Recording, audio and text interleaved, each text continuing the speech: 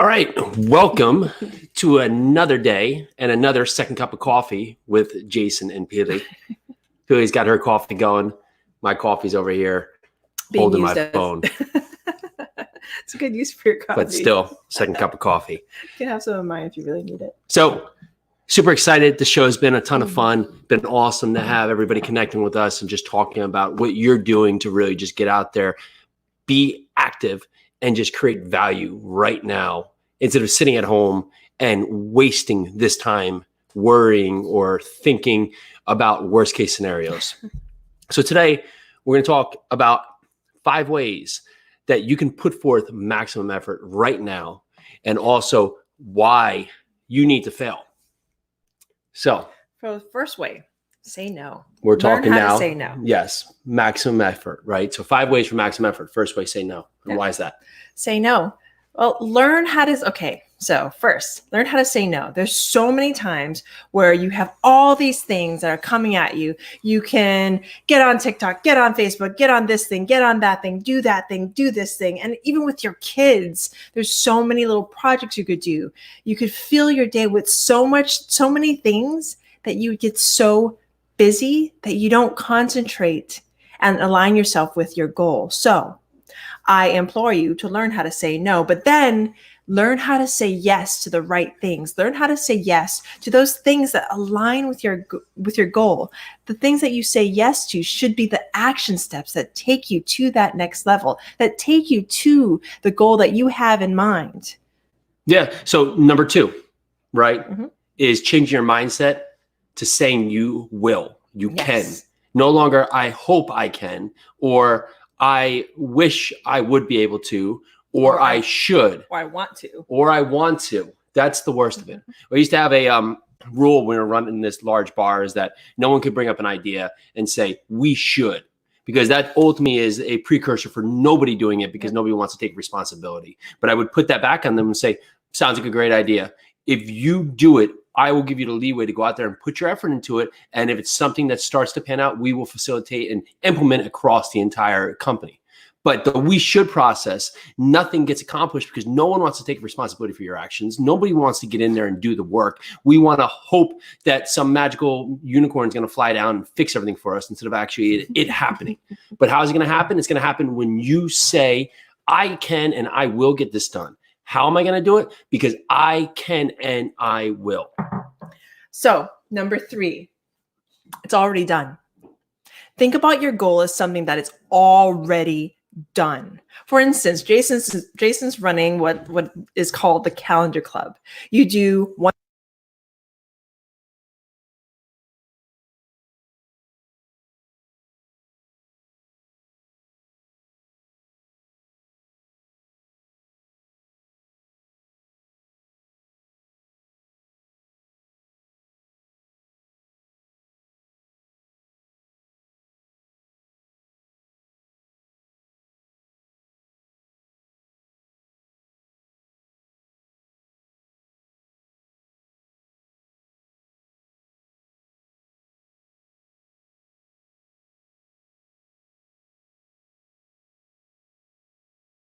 I challenge you to get it done. So for that one, next thing here is worst case scenario. And the worst case scenario being that we put up ourselves here where the worst case scenario is what's going to happen. That's going to be the worst thing that's possibly going to happen. So I'm not going to try and do it. I am not going to go out there and do it because the worst case thing is that ultimately what would happen if I did this? Well, of course, the worst case thing. So on that fact, it comes down to it. Well, if you're always thinking about the worst case thing, then you're not going to take the action. But primarily, the chance of the worst thing happening right now is probably happening. We're here in COVID. We're here in this part here where we're all shut down from what we wanted to do. So now, okay, this is the worst case thing we could do. So what great options can we find from this? And we got a question here. So yeah, go ahead, ask a question. If you do, please post up questions. We'd love to talk to you about that. Yes, please. So let's recap here because it seems we had some mic problems at the beginning. So first one is learn how to say no. Learn how to say no so you can say yes to those things that really matter. especially in this time when we have just enough time to take care of all our things during the day. If you start saying yes to everything, you're going to fill your day with so much stuff that you're not going to be on the path that you need to be. Number two here is I can and I will. And ultimately, when you say this and you start putting these words into place, instead of I want to, we should, I hope we can, I wish we could, you're now saying I am getting this done. I'm not going to now rest on the hope that something magical is going to happen, because I can and I will. I will get this done. I can get this done. I'm going to be the one who goes out there and says, I am going to get this done because I've said I'm going to do it, and I will get this done. Ultimately, when you sit there and you think about, well, I hope this happens, well, there's no plan there, because your mind is already giving you self-doubt that you have reasons you shouldn't get that done. Yeah, you're already making excuses. So when you're thinking about getting things done, keep it in your head that it's already done. Your goals should already be done in your head. Visualize, what does the attainment of that goal really look like? How will my life level up at that point that I attain that goal? So for instance, like I said before, Jason's running this incredible race and he's done ultra marathons. And the reason why he gets it done is because he already has it set in his mind that it's already done. He's already celebrated. He's already been there. He has gotten the goal and it's done. So when I do my goal setting and I get myself to that next level, it's because I already think about it. It's already in my head. It's done. Number five. Well, we've covered now. Say no. I can. It's already done in my mind. Worst case scenario. And lastly is that don't be afraid to pivot. You have to have a point here in your life where at times you're going to have a plan, and that plan's never going to be perfectly laid out. It's never going to be perfectly to the T that you're going to get things done. Things are going to pop up. People are going to quit. You're going to have to fire people. You may have 10 times more revenue than you ever imagined. Your business may explode. You may have a whole other product line that comes on board that you never thought about, or have to do something right now during COVID where you look at what's happening here in your business and have to think about the business from a whole different way and now pivot your business. But if you sit there and you do the blockbuster approach where you say, oh no, we don't want to buy Netflix, there's nothing there, we're fine, we're in brick and mortar, this will never go away. And then ultimately you see the magical decline of someone who says no to really evolving to meet the needs of today. I mean, look back over, it's not that far ago that, we're 160 years ago, where we have a whole different landscape to America. 100 years ago, a whole different landscape to America. What do you think is going to happen over the next 20, 30, 40 years? And if your business is here being built to be a business that's going to last, it's going to be succeed, that's going to be everything I can and I will get done with this business is going to be a legacy business, then you have to think about right now and your effect on right now on your business in the future. That's what you have to think about. You have to think about pivoting at all times, especially with everything that's happening, You take where you are, and we are all doing the same thing. We are all in the same boat. We are pivoting. And if you're not pivoting, if you're not changing, then you're not growing. So we got a great question here. What's the best way to wake up positive every day, especially during uncertain times? Answer is say thank you before you go to bed and say thank you when you wake up.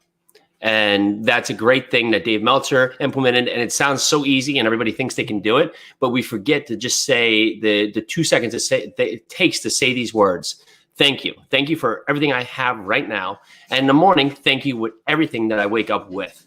Because ultimately, if you sit there and forget that we have these great things like houses over our heads, food to eat, no more, no famine that's keeping us hungry. Hopefully no one's sick around you or no one's being tortured. And right now we're just told to stay home. Well, great. Thank you. Thank you that no one's sick. Thank you that we're all healthy. Thank you that we're all together. Thank you that we live in the great place that we are. Thank you that we live in this great town or this great state, or we have great family, or we have our health. Thank you. And it comes in all different shapes and forms. You can visualize your thanks. You can write it down in a journal. You can say a prayer. It's really about starting your day and ending your day with an attitude of gratitude. It's a mindset. So if you go to sleep or you wake up with the mindset of, oh my goodness, we're in this awful time. We have to stay home. There's all these things I have to do. I have to teach my kids. I have to do the laundry. I have to sweep the floor. I have to do this. I have to. Change that mindset and change it to I get to. I get to wake up in this beautiful house. I get to take care of this house and my wonderful family.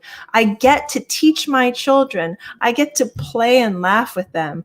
I get to. That is a switch. That is the most important pivot we can all do together, is the I get to, not I have to, and not the all the world's out to get me. You are given this gift of life and this beautiful world you get to live in. So I get to is the way to wake up with gratitude every day. So let's move on to why you need to fail. And a lot of us may be in situations today where the outside circumstances are making us feel like failures. Well, use that. Use that as knowing that ultimately this is a feeling you don't want anymore. This is a feeling that you don't want to have again. So on that fact, you are going to do everything in your power to not have this feeling again. But ultimately, when you do fail, that's fine. That's a lesson learned. If you're not learning from that lesson and you're not learning from what that failure is, well, then shame on you. Failures are put there to show us what we want within the good time, but they're also showing us lessons. It's teaching lessons. Just like we did in school, just like we did when we played sports or tried to do play instruments or earn these points, you have to fail to learn to get better and to strengthen what you can take on. So in high school, when my drama teacher, my theater teacher would always instill with us two things: focus and fail big. And it wasn't until probably my early 20s and into my 30s that I finally understood what fail big meant. It meant that if you're going to fail big enough that you're not going to do it again, that you're going to learn from that failure, that you're going to take that failure and take it to like kind of the umpteenth degree and like learn from that. Be bigger than you know you can be and fail, but then learn from that failure and then come back and then teach yourself how not to do that again. Because the biggest thing about failure is if you keep on doing the same failure over and over again, then we have a problem. But if you learn from that failure, then you can grow. It's been one of these things where I failed plenty in life, and it took me time to be so stubborn and not learn the lesson. And when that happens, right, what happens again? Well, you do the same thing over and over. And until you can realize that failure is the greatest thing, because it can quickly rule out what you don't like, what you don't want, what you're not good at, what you shouldn't be doing, and it can lead you to what you should be doing. But if we sit here in this part of just feeling comfortable and not really satisfied because we're afraid to really go in the direction of what may be good and really serve us, we get stuck in a place here where the best situation never comes out because we never put ourselves out there on the ledge to try something that can give us the greatest thing that may come to us. The other thing is fail fast. Fail fast and fail forward. Keep on moving forward. Keep on moving forward. Forward momentum. Don't look back. I mean, yes, sometimes you need to take a step back and review, but let that be quickly and take those steps forward. It's a continual forward motion. That's how you grow.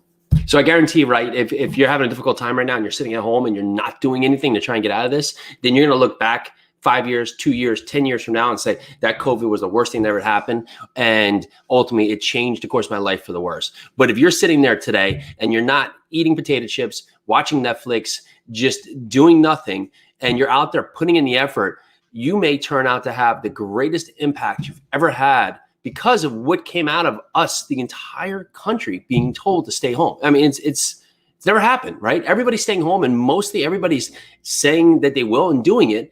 And now here's this opportunity where you can get in front of a ton of people. You can talk to a ton of people. You can be in front of so many people right now and help so many people. And it doesn't have to be that you have to ask for money, but you can go out there and give value. And they can remember that during a tough time, you were the one who put yourself in front of people, who put them first to help them. how can you help people during this time? How can you be the one that reaches out a hand and is like, you know what, we are all going through this time together. How can I help you? Because I tell you, the more you reach your hand out and help others, the more you are helped in return. It is an amazing phenomenon that happens when you give value. You get so much back. So live your life with the thought of giving value. And remember, life is not happening to you, it's happening for you. All of this that's happening, if you take it in the context that's happening for you, and how can I make this amazing time, how can I make it amazing and positive, then that's what will happen with your life. How can you be the best person that you can be during this time? So we've gone over some things today, really, the 5 ways that you can really push forward during this time, put forward your maximum effort. Say no, tell others that you can, tell yourself you can, and you will. Think of things that's already done, and do not, I know we didn't review this through our review, do not live in the worst case scenario. Live in the best possible case scenario. And don't be afraid to pivot. There are going to be times just like now that you're going to have to pivot. You have to look at what's actually out there, what can be best, what can be better for you. Now, we do a ton of talks and have a ton of great people come on the podcast that come down that talk about mental fortitude, talk about improving health and building wealth. So make sure you go over to subscribe to the YouTube channel, Jason and Peely Project. Make sure you go over, check us out on the podcast, give us a ratings and review. A lot of great people giving great value during this time. So put out your best foot forward. You do not sit home and be average. You make the most. You be the 2% that are out there being better, making it happen, being the best that you can be. And just be grateful. I know I'm grateful to you for listening. I'm grateful to my husband for being by my side. I'm grateful to my children. I'm grateful to all the help that we've received. I'm just grateful. So here again, I am grateful to you for listening, and you all have an amazing day. Bye now.